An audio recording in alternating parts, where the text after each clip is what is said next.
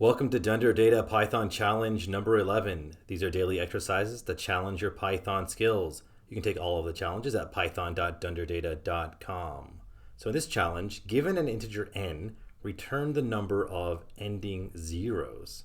Okay, so we're going to pass in some number. We want to determine how many zeros it ends with. So I think one of the simplest ways to do this is to convert it to a string. So convert n, whatever that number is, to a string, and then we can just return the length of s subtracted from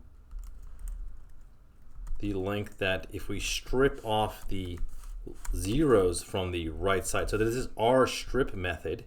So we'll take s, we'll take from it the zeros that it ends with, the right zeros, and we need to take the length of that. So take the full length of s and subtract from it the length of the string removed of zeros on the right side. So our strip will start stripping zeros from the right until it reaches its first non-zero.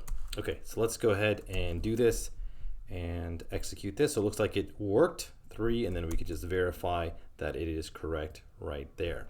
Okay, so that wraps it up for Dunder Data Python Challenge number 11. If you enjoyed this challenge and would like to learn more, then come check out my books and courses at dunderdata.com. I provide a comprehensive path for mastering both Python and Pandas to produce trusted results. Below I have a few of my courses.